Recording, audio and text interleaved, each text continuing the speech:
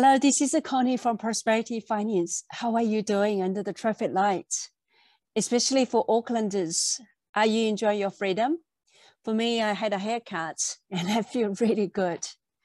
I wonder what did you do since we moved to the traffic lights? Okay, so for today, I'm going to continue discussing the property development loan. Now, in the last session, we talked about reviewing your existing loan before you move on to the property development loan, because a lot of people actually overlook that part, but it's super important. So if you missed that, please watch last week's video and then continue with this one. So today we can move on and we'll start talking about property development loan. And this is very popular topic that people ask me a lot. Now, even for the development loan, is still going to be a kind of a big topic. So for the ease of explaining and understanding, I'm going to split that into kind of 2 or 3 sessions. And today I'm mainly talking about the feasibility analysis. If you have developed a property in the past, feasibility is no strange to you. But if you are a newbie, then it's very important that we understand the feasibility. Why it is important? Well, from your perspective, you really want to know if the project is feasible. If not, why would you develop it now? Or why would you purchase that site for future developments, So feasibility is super important. It basically tells you how much profit margin you can make out of this. If it's under the acceptable level, then you may not want to go ahead. You may not want to do it now. You can just put on hold for a little while until it's become feasible, or you're not going to purchase. Okay, so most of people actually do it at very early stage before they purchase the site. During the due diligence stage, you really should do the feasibility. Now, you can do it yourself, or you can get expert doing that for you. But either way, you need to understand the feasibility, and it's actually not hard. So today, we're going to cover that. Oh, I forgot to mention the other reason is from the lender perspective. Now, the lender also need to know if the project is feasible or not. Now, regardless, we're going to use the bank lender or finance company. Most of the lender types need to know the project, the feasibility. So it's very important that we understand what the feasibility is and, what that means to us and to the lender, okay? And in the end, I'm going to also cover other factors that impact on the approval outcome. Without further ado, let's get in. Now, I have prepared a case study for you. We can go over that together, and I'll show you how we can do a very simple feasibility. So let's start it now. I'm going to share my screen with you. Okay, so as you can see, this is really a humble Excel. It's very simple. You can just input the value in the blue cells. Okay, that's not many. And once we've done that, we're able to have some insights. So with this exercise, let's assume the client has a land ready for development. They only just purchased recently for 1.5, and they want to demolish the house and build new 6 new houses. Okay, so that's kind of the background. So for the first part is the land cost. How much costs you to acquire the land, i.e. the purchase price.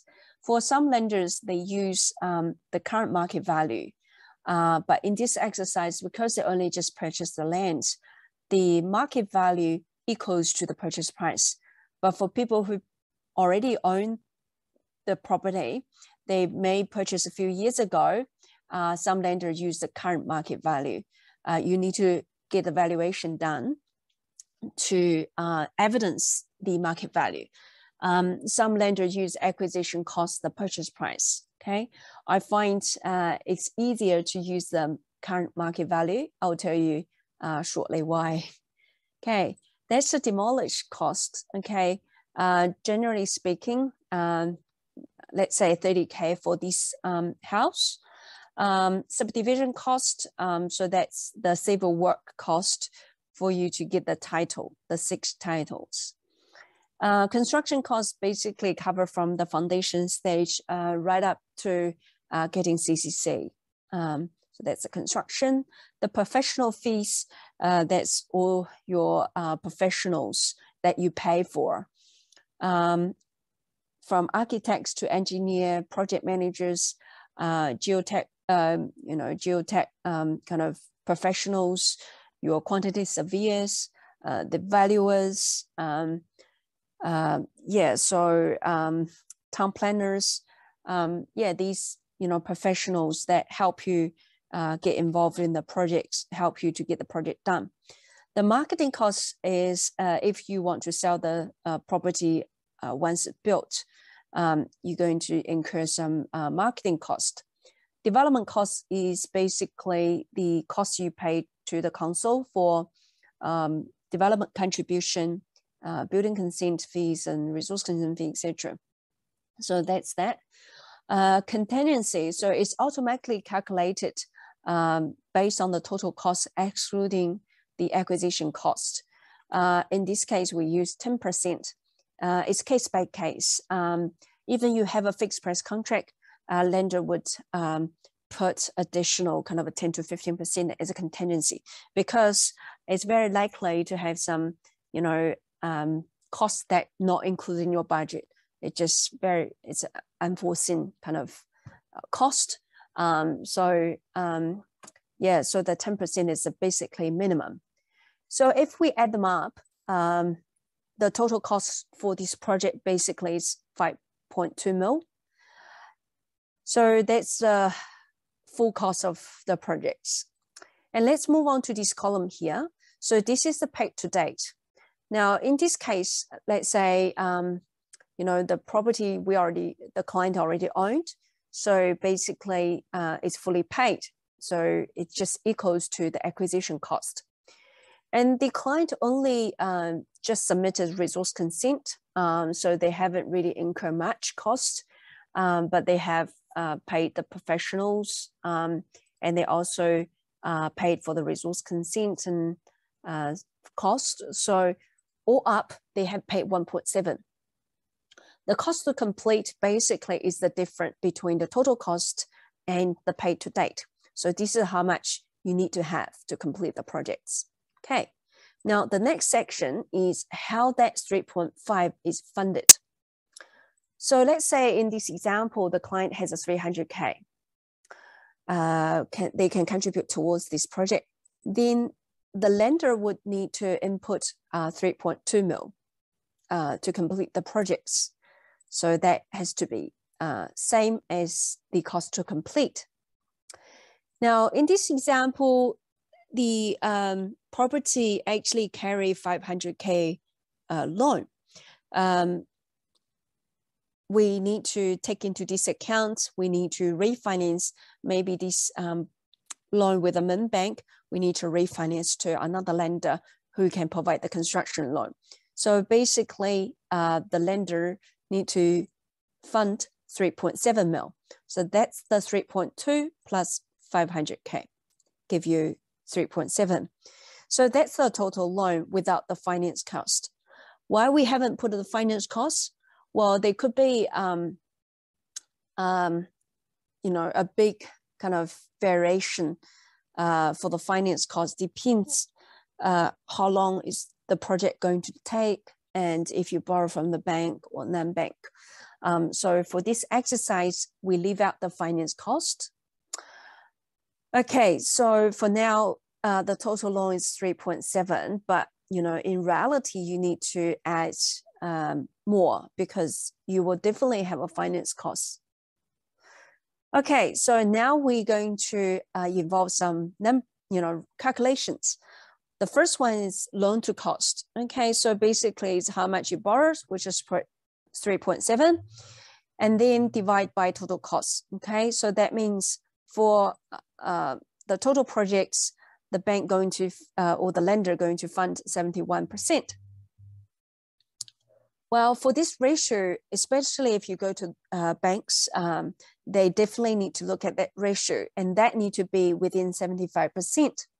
Now, remember, we haven't taken into account the finance costs. So this should be, no more than 70%, because otherwise, it's very likely to over 75 once we add the finance costs in. Now, for finance company, most of the lenders do not consider loan to cost. Okay, for banks, they do, because they want you to have a skin in the game. Now, the next input is the finished value in today's market. So let's say each property can be sold for 1.3, 6 is 7.8. Now, assume you want to sell all of them, therefore the lender need to take out the GST from that figure. So that's 6.7. Now, the loan to value ratio, the LVR, based on finished value is 55%. So basically it's a 3.7 divided by the as if value excluding GST.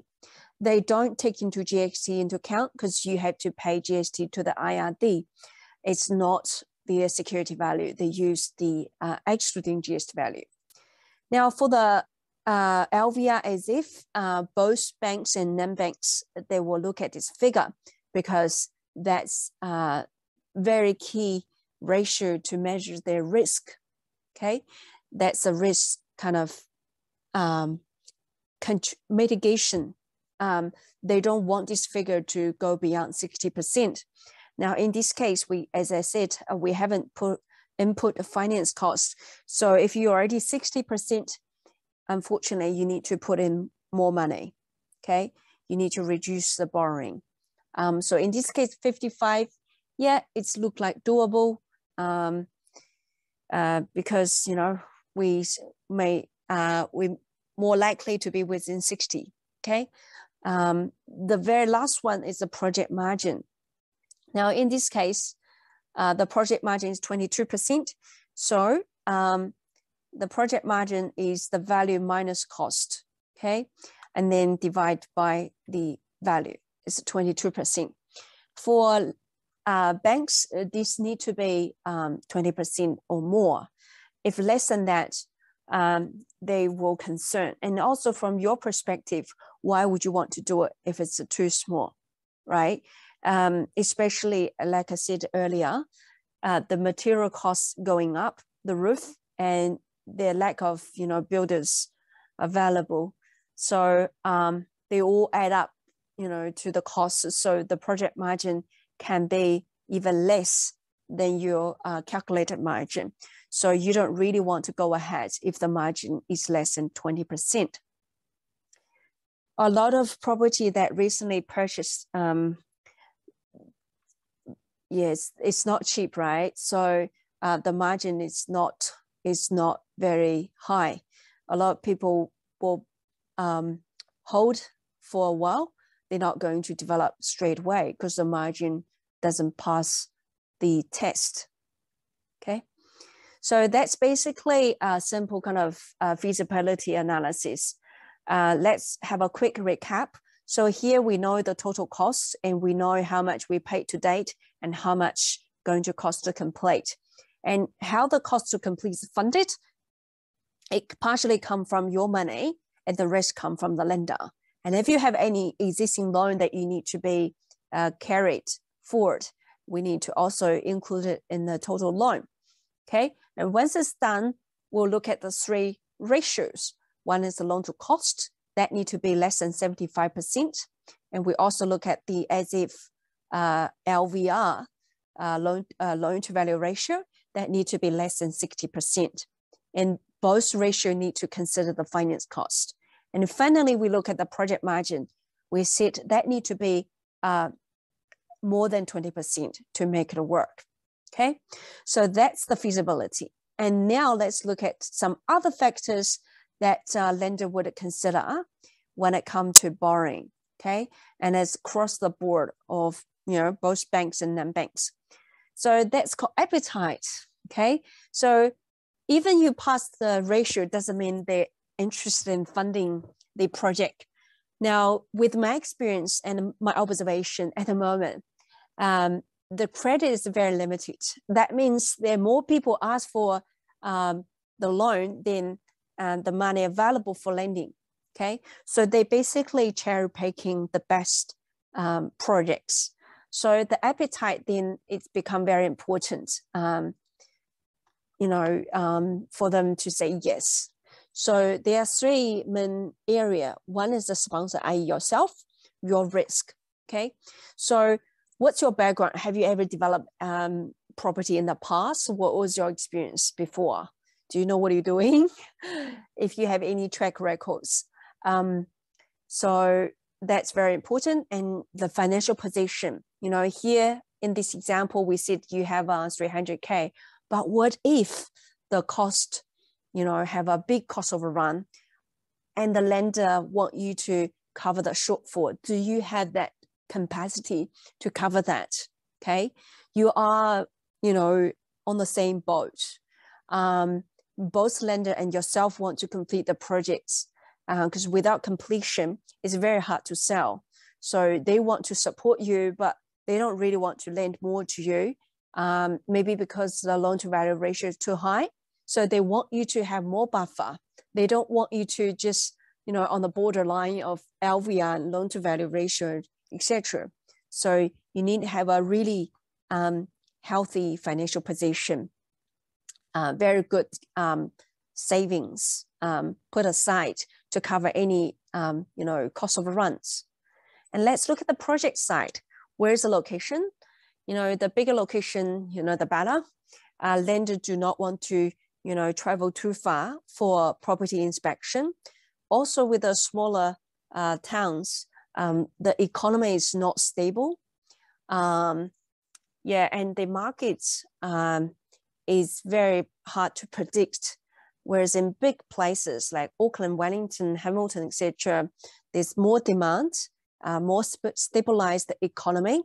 And also the lender maybe in the same city as your project, so easy for them to visit the site and see what's going on. The land size also become a very important factor. If it's too small, a lender may not be interested. And what is the building type? Are they commercial or apartments, terrace houses, single houses, or mixed? Okay, they all have a different appetite for that. Contract types, that means is it fixed price contract? Most of the banks would want a fixed price contract, especially the costs are so miserable at the moment. They want you to have a fixed price contract. Whereas non-bank lenders, they are more flexible. They're happy for owner builders, i.e. you build yourself, you have your subcontractors, you come up with a budget, and they are more experienced than the bank lenders. The project team experience, so that's your team, that's your construction team, your professionals, what are the experience? Sometimes the experience has to be really, really relevant, down to the size of the building, the type of the building, the location. So they're all relevant, and sometimes how many stories of the building. So they need to compare apple with apple. And other risks, what about contamination? What about the power line? They need to know. And then it's come down to general kind of market risk. What is the kind of property market cycle where we are at the moment? And do they have a concentration risk? They probably lend a lot of project in this area. Nothing wrong with your project, but they don't want to fund your project because they just have so many. What about the retail lending market looks like? If retail lending policy are tightened, then that's a risk because you have to sell the property for a certain value to repay the loan. So if the retail lending market is tightened, then it's higher risk. Okay, so on the left-hand side, we have the numbers. On the right-hand side, we have appetite, which is more kind of a subjective. But both, aspects will be, both are equally important, and they will be taken into account. So like you can see, it's not that straightforward. So for us, where we add value is we can, help you to kind of go through the numbers and see, where this application fit, and also help you to, when you're ready to apply for the construction, we are really good at, make your application standing out by discover all the risk factors. There should be some risks there. There's no project that zero risk, okay? And it's about how to find the mitigation factors to minimize the risk so that the lender are comfortable, okay? So it's important that you work with very experienced advisor who specialize in property development, okay?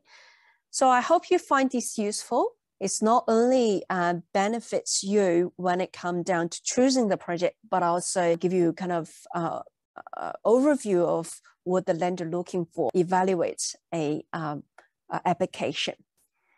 All right, I hope you find it useful. Next week, we're going to talk about lender types and how you choose lender types, what are the different, etc. Okay, so stay in tune. I'll see you next time. Bye for now. Thank you.